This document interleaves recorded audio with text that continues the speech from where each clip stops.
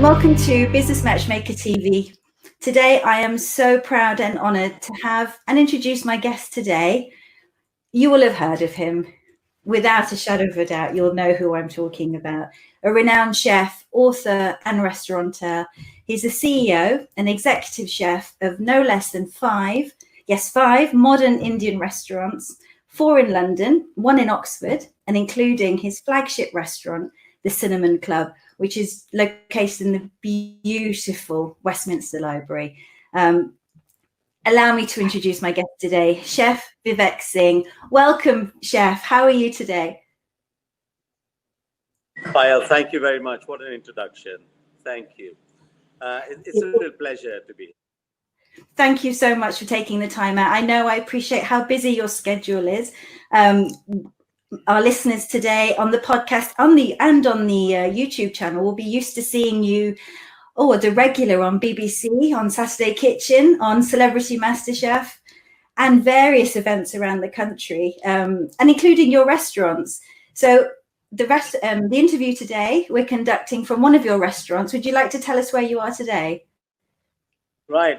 So I'm in the Cinnamon Kitchen at the Battersea Power Station. So one of the 5 that you mentioned earlier. And I'm here because this is the only thing we got open. I mean, I never thought we'd go through times that we're going through now. Yeah. And it's really bizarre that that we had to stop in the way that we all had to stop in our lives, and all that we worked so hard to build for so many years. I mean, this whole cinnamon journey for me has been 19 odd years, and we built the whole thing, one little step at a time, and all of that. It's been really bizarre to see all of that come to a complete standstill. Right? Yeah, absolutely. So for listeners, we are filming during COVID, during lockdown, and it's a shame because we would have really loved to have planned to film this interview at your restaurant, but technology is our best friend at this moment in time, and it's allowing us to stay connected, at least. Yeah. But the lockdown, among other things, the one thing for sure taught me is that how much I love doing what I do. So this is the only restaurant we got open, and here I am. It's been going for 3 weeks. There's a lot of learning and unlearning about how to operate it as a delivery and takeaway only, but that's fine. What I'm really excited about is that if I'm busy normally, or I have been busy all my life, I'm just about to get much busier in the next couple of weeks when we start to open each one of our 5 restaurants one by one. So the next few, maybe 4 or 5 weeks, really exciting times. It's exciting, but does it almost feel like you're opening from scratch again? Because as you say, the restaurant industry has really been hit hard. So it was literally a case of shutting down everything and now reintroducing people to the joy of coming back to a restaurant. That must be exciting, surely. Oh, absolutely.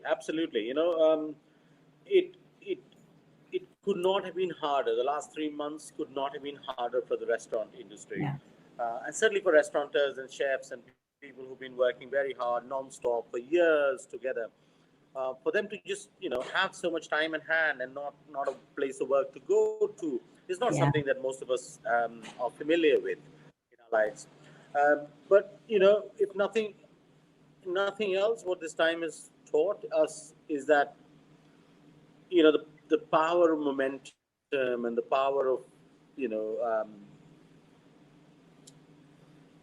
just opening shop and taking baby steps, one restaurant at a time. I mean, in the best of times, nobody opens 5 restaurants together. I didn't open 5 restaurants in 1 year, 5 restaurants in one week or 1 month or 1 year. In fact, it was an organic journey of over 19 years to come to this point where you have 5 restaurants. But there you are, you stop and you start. And, now I'm really excited to be opening 5 restaurants, but it's never easy. And nobody would have normally, kind of thought of or planned to open 5 restaurants in the same week or the same month for that matter.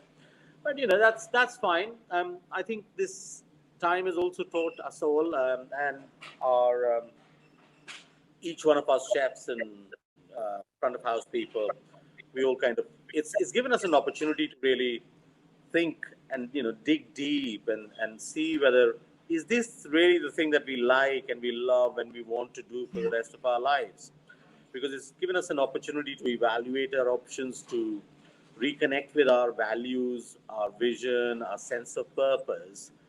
And for those of us that found that this is still what we love doing and we want to do for the rest of our lives, this whole reopening could not have come sooner for us. Yes, no, absolutely. I totally agree with you on all those sentiments, actually, because with a lot of leaders and entrepreneurs that I talk to, everybody feels like they're in the same boat where they've actually had to press pause, but we are still working in the background on our businesses. But it's just given us that time just to reframe and reset how we do move forward. Yeah.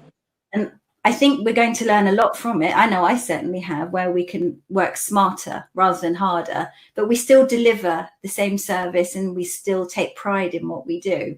So, and I think for me, one thing that really stands out for yourself is your innovative approach. So you're quite well known, I think, for your flavors, ingredients, and techniques of, well, combining East and West flavors together.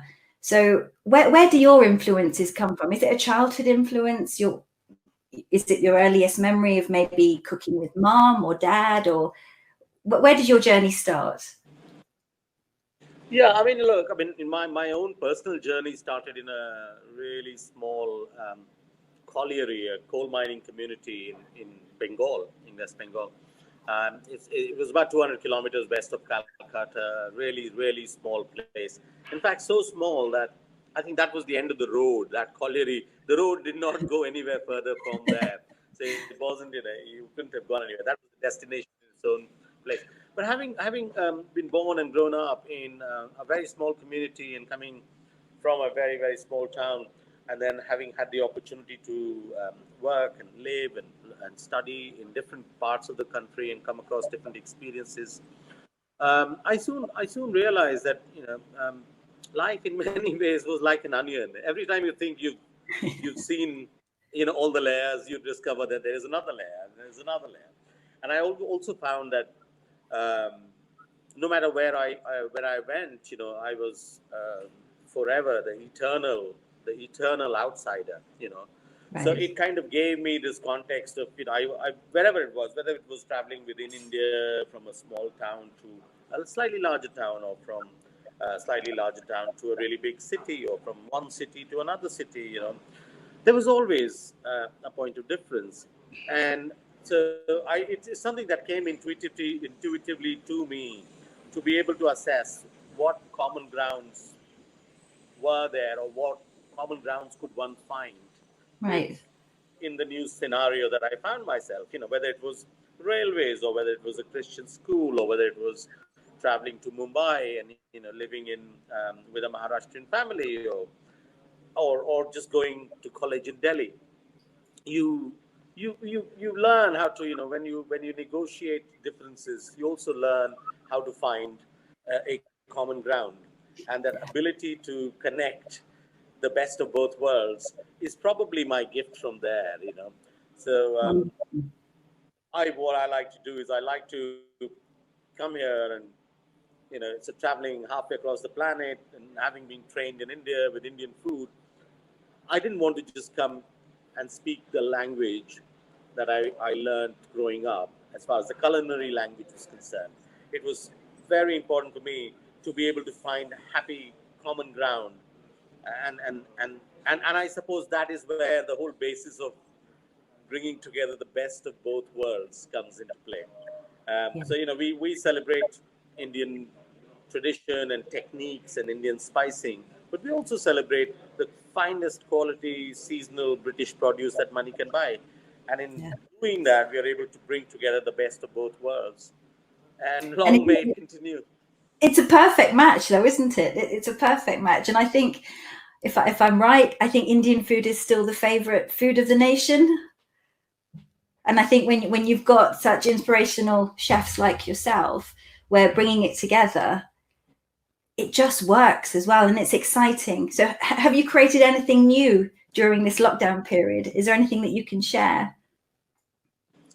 Yeah, I mean, there's always new. I mean, hardship and tough times and difficult circumstances always get you to kind of, dig slightly deeper. And sometimes you can spend a lot of time actually broadcasting to the wider world, as to what you're doing, whether it's you're writing a recipe, bringing out a book, or, or you have the option to, when you find yourself in that kind of scenario, when you think you know everything and there is nothing new to be discovered, or it's often from that familiarity or that point of no return that you come up with new ideas. So yeah. I have, for example, I mean, there are at least half a dozen things that we've had on our menu for years, and yet I'm very excited to say that in 2 weeks' time, when our restaurants open, each one of those 6 very familiar ingredients or familiar dishes will all have had some sort of a makeover or the other. So, no matter how familiar something is, no matter how familiar something is, if you like it enough, you love it enough, and you can think enough about it, you will find a new angle and a new dimension. And I think that's what I found with a lot of familiar dishes. But yeah, exactly at the same time, we also found that it's important to be able to identify what is timeless, yeah, and what is always going to be in currency. And then for us, it's that experience. So for us, it's about, okay, as long as the guest gets a new experience, that's part of our mission. So we're not just about giving people what they want, because more often than not, people don't know what they want. They only know what they know. So if you don't give people that they don't know, then they would never really know they want it. And so our commitment is to, okay, we'll give you some of what you want, but we also will give you some of what you don't know you want yet. And therefore, there is a balance in it, and there is the best of both worlds again. So, we appreciate that there is comfort in familiarity. But hey, if we don't give people new experiences, we somewhere stop creating new memories for them. And that can never be a good thing. So it's really, I mean, it's brought us down to, what is really timeless. And for us, it's okay, the good old values of hospitality, of looking after your team, of finding your purpose and having a vision, and a lot of the very basic stuff that people kind of, when you're doing it for a long time, you tend to forget. Yes. What we found is that actually all of those good things still hold true. And they will hold true, not just now, but they will hold true in the times to come. So, really exciting. Yeah, no, absolutely. I think, and you touched on your team there, and I know from our conversations previously that, it's your team are so important. And I think within any company, it's the team. It's not just one person. It's the whole team running it. So, and I remember you saying that you've had you've got employees that have been with you since day one. So how have they found suddenly working? The restaurant trade is very hard. It's very demanding. It's long hours, and suddenly switch off, and that's it. That's been like that for past 13 weeks. So it's been nice that you've been able to reopen. How have they found it? Well, I think the one thing that has been very clear to us throughout is that for those of us who've been in this thing 19 years, we've been so fixated with the duration, and we've all been for almost 18 months now. All we talk about and all we look forward to is celebrating our sort of 20th anniversary in spring next year. And in between, in this spring, this whole COVID situation developed, and so we all kind of went back homes and locked away, and but not once did anybody, or I didn't get the sense that any of the people who've been in the group and in the company for as long as they've been, not once did anybody feel that they were on their own. Yeah. And so in spite people being on furlough and stuff like that, and nobody needed to be in touch, and nobody needed, but they all sort of informally set up WhatsApp groups and were organizing virtual drinks and catching up with each other and checking out for their families. But not once did anybody feel like they were out on a limb on their own. And I think that sense of community and that sense of belongingness is something money can't buy. Yeah. And everybody has been thinking about ways in which they will. I think they've all been looking at the things and saying, "Oh yeah, but when we come back, we are not going to have that kind of business or that kind of popularity or that kind of guests or that kind of spends." So they're all looking at their own ways of in which and so our menus were never the same anyways before, but now all the 5 restaurants will all have 5 menus, and it's just it's the whole it's about enjoying the process and actually at times counting your blessings. And I think we feel really together throughout this. So and I think that comes across really. Yeah, and it does come across. There's a real sense of family. I know we've talked about community, but it's more of a sense of family where, yes, they've naturally set up these WhatsApp groups. Technology has been fantastic, keeping us all connected during this time. And it's been nice that they've missed each other as well, but they've still got that buzz and that energy of wanting to serve, wanting to create new menus. And I think it shows great leadership on your side where you just allow them the free rein to come back in, and we say, yeah, well, we can change the menus and we can do this. I want your input. I value your input. I think that makes a really strong team. And that's clearly reflecting in the fact that they've been with you since the beginning. It's wonderful.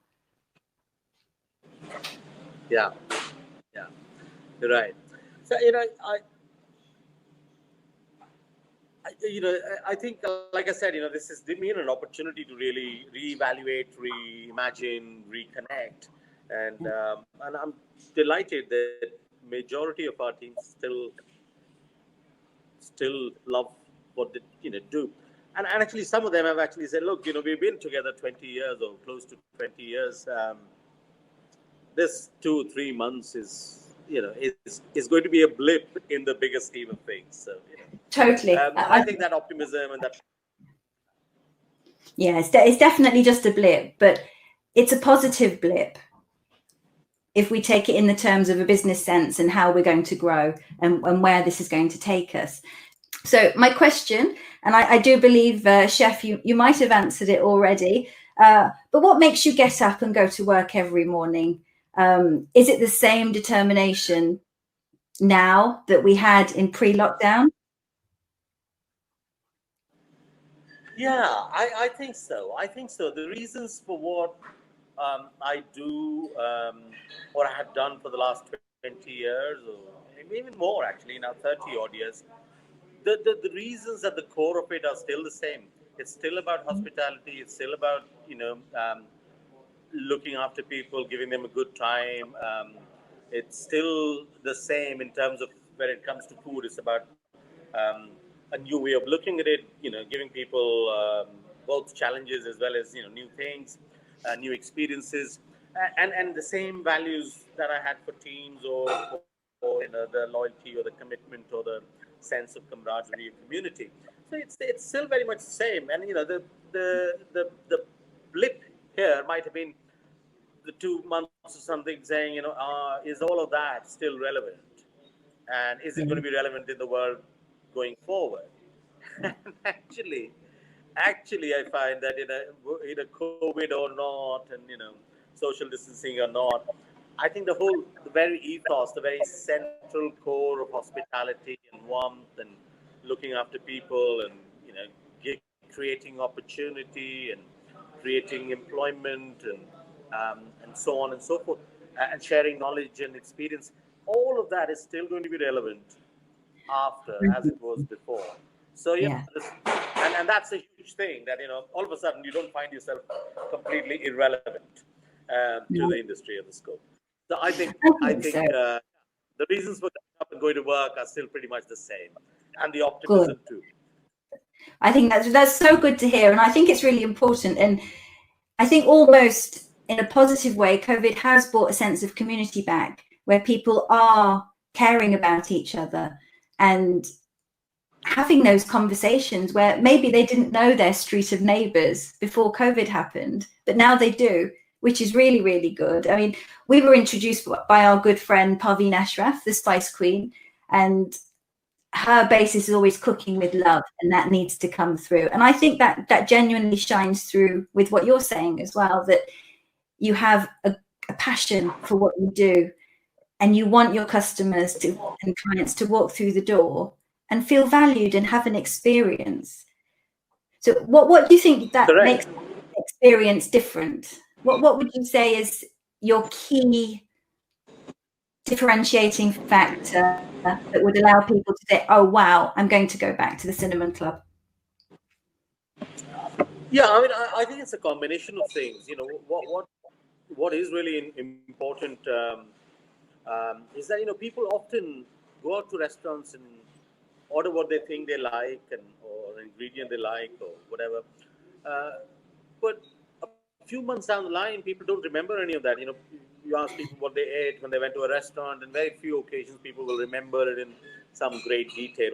The bits they remember are often the ones that are unexpected experiences, or something that, you know, if somebody was proposing to somebody on Valentine's night, and they hid a ring inside someone's drink or cake, people don't forget that, and they will remember that it was a, you know, glass of champagne or whatever that was.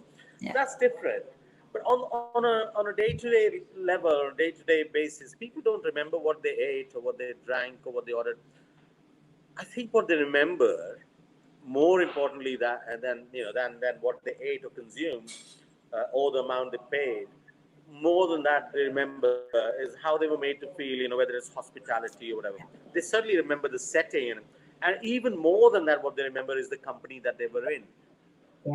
And so I think, you know, you could never value all of this, the other things that make up for an experience. And I think it's the experience that people come for, and it's the experience that they take away, and whether they remember fondly or not, you know, is a lot of it is in our hands in terms of how we've treated them, and how we handle them. It's as simple as it sounds. It can be incredibly difficult to get right all the time. And you know, and restaurants are notorious, but I think hospitality in general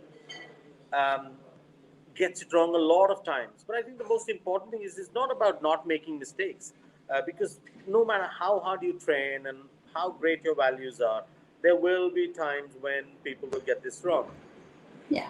I think Absolutely. hospitality is one of those things where people really remember how it was handled. And I find that, I think, you know, it's a full circle. The full circle doesn't stop at putting a menu out and opening up your booking lines and getting people in, them ordering, eating, whatever, paying and leaving. There's a whole load of things that happen afterwards. And I think, so, you know, all of that makes the experience complete. Sometimes you can get it wrong in the restaurant, and yet you could end up with a friend for life, as far as the customer is concerned. And that's purely down to how you treat people. So, you know. Yeah. It is. It's down to the minute people walk through the door, to the welcome they receive. And as you say, yes, the food is special. The food is always delicious, but it's that feeling. It's that feeling that you give when you walk into a place, and how somebody makes you feel. It's priceless. It's a feeling that you get when you get somewhere, and there's a feeling that you leave with at the end of it. And whether it makes you feel, you know, welcomed, valued, loved, revered, whatever. You know, I think that's it's that feeling that people take away with them. Yeah, absolutely. So do you have, you're on a takeaway service tonight then, Chef? Yes. So is there a takeaway service from the restaurant tonight? Of course there is.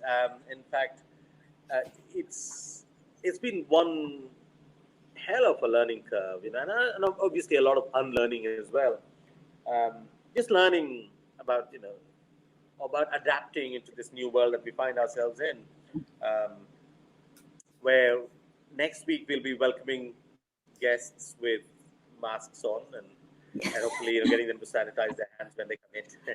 Yeah. But the last 3 weeks have been about delivery and takeaway, and I'm just absolutely thrilled that we could fire out our kitchens again and get our people cooking. And it's the whole purpose of what we are, who we are, what we do, what we believe in.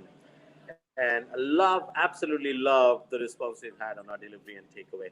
And so that's definitely going to stay.